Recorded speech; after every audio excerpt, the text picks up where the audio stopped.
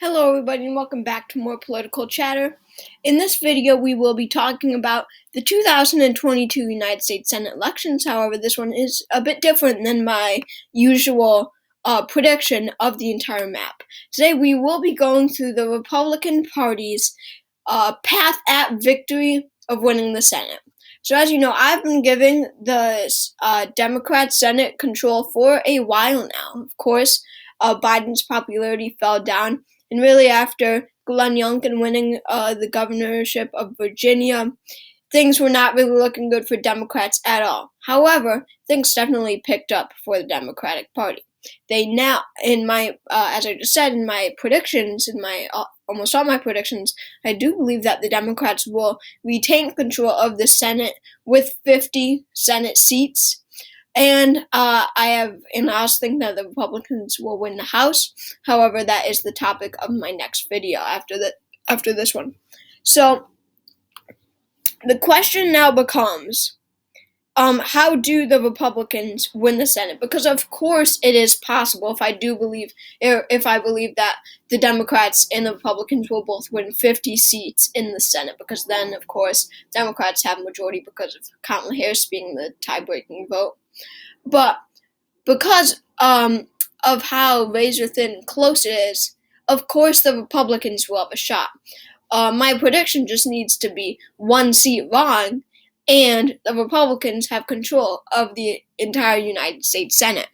So let's get into this prediction. So I'm just going to fill in the safe states for each party: Hawaii, California, Oregon, Washington. I'm sure you guys have heard that there is some consideration that Washington is likely. That does not make it competitive. Illinois, New York, Connecticut, Vermont. That's going to be it for the Republicans, the safe states.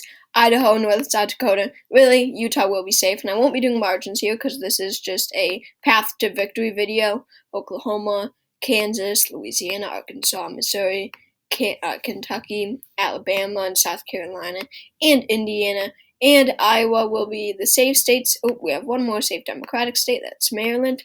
So these are really all the, and Alaska, all the uncontested states. I mean, we could see likely margins in some of these states, possibly in Washington, possibly in Iowa. However, that does not mean that they will be really near competitive. So how do the Republicans win? So first of all, they're going to need to hold on to 3 states that I could do 4 states, but I'll just start off with 3 states and then go into the 4th. That the 3 states that they should have been the favorites to win from the beginning and still are, but they just really need to hang on to these, and they are expected to do so. Those are the 3 states of Florida, North Carolina, and Ohio. Ohio, I do think will be pretty close, but for Florida, we have an incumbent, Marco Rubio, running against Val Demings for U.S. Senate. In North Carolina, we have Ted Budd and Cheri Beasley, no incumbent there. And in Ohio, we have J.D. Vance and Tim Ryan, no incumbents there. J.D. Vance, the Republican, should win in Ohio. Ted Budd, the Republican, should win in North Carolina. And Marco Rubio, the Republican, should win in Florida. Why? Because these are all 3 Trump states. All 3 of these states Trump carried in 2016 and 2020. He won Florida by 3. He won North Carolina by 4. Also 3. And he won Ohio by 8. Ohio should not even be into consideration, but it really is because of the poor campaign J.D. Vance is running and the very strong campaign Tim Ryan is running. So, in order to win Senate majority, the Republicans will, of course, need to hold on to these 3 states. And that 4th state that I was talking about is the state of Wisconsin. They will need to win the state of Wisconsin for Senate majority. Remember, 51 seats are needed. We have an incumbent here, Ron Johnson, and we have someone who is thought to be a weak Democratic nominee, Mandela Barnes. People thought that he was too progressive for Wisconsin. However, polls are showing a very, very close race here. I don't think that I've ever given the Wisconsin Senate to the Democrats. I do not believe, I never have given it to Mandela Barnes.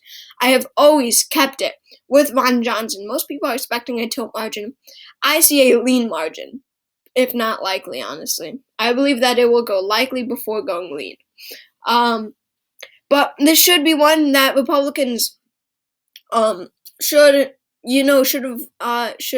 be leading in very easily. However, that is not the case. So, in order to have Senate majority, they'll need Wisconsin. Ron Johnson needs to stay in there, and I do believe that he will. And so these 4 first states that I characterized, all of them I do believe will go to the Republicans regardless. So, therefore, that is why they were the first states and ones that should go to them. So they need 2 more seats and to have the majority. So what will be those 2? Well, first of all, I want to go to the states of Colorado and New Hampshire, as I believe these 2 states are lost for the Republicans.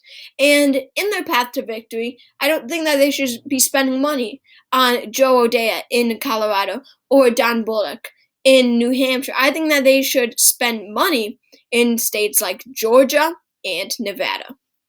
So, Colorado and New Hampshire are both states that went to Biden by kind of a lot in 2020. Colorado, plus 13 for Biden. New Hampshire, plus 7 for Biden. He won here in 2016. Trump didn't even really come close in either of these states. Heck, both of them went to Hillary in 2016, for crying out loud. So, instead of wasting time and energy and money and running ads and buying signs in Colorado and New Hampshire, I think that they should abandon them. Sometimes it's smart to abandon states, Colorado and New Hampshire being 2 of them. So, here is so we have 4 states: Nevada, Arizona, Georgia, and Pennsylvania. I believe the 4 closest states in the Senate elections this year. So the Republicans, as I said, need 2 more seats. But which do they focus on? Well, I do not believe that they should focus on Arizona more than the other 3. I think that they should focus on Nevada, Georgia, and Pennsylvania more than Arizona. However, I do believe that the Republicans' path to victory is 2 states, Nevada and Georgia. If they win these 2 states and hang on to all the others that they should be winning, Fetterman can win in Pennsylvania. Kelly could win in Arizona. They don't even need them. The Republicans have control. That by no means means abandon Blake Masters in Arizona and Dr. Oz in Pennsylvania. They should somewhat consider pulling away from Arizona. However, they should definitely not abandon Dr. Oz in Pennsylvania. He has a great chance at victory. But all I'm saying is that they should focus on Nevada and Georgia more, because I believe that Georgia and Nevada will be the 2 closest states of this election cycle in terms of Senate elections. In Nevada, we don't have a very popular Democratic incumbent. Adam Laxalt is the Republican nominee, and he has a real shot, and he has great name recognition in a state like Nevada, he has great name recognition. The Laxalt family has great recognition in Nevada. And in Georgia, there are a lot of people unsatisfied with the political system in Georgia. A lot of young voters who had voted for Biden in 2020 and Warnock and Ossoff for Senate, but are planning on not voting this year. The Republicans need to take advantage of that and campaign hard in Georgia, winning the independents and libertarians that Biden won in 2020. So they should focus on Herschel Walker in Georgia, Adam Laxalt in Nevada, most of any candidates in the country in the Senate elections. Do I believe? I won't go into that. But I do believe that this is how the Republicans win control of the Senate. Of course, Kerry, Wisconsin, North Carolina, Wisconsin, Ohio, North Carolina, and Florida. 4 states that they should win regardless. Abandon Colorado and New Hampshire and go towards Nevada and Georgia while running pretty good campaigns in Arizona and Pennsylvania and just hope to win there too. Because if they win Pennsylvania, they could lose Georgia or Nevada and still win. So, So that is the Republicans' path to victory, right there. So thank you all for watching this video. Make sure to subscribe to my channel if you haven't already. Click that subscribe button. Comment video ideas down below, and I hope to see you.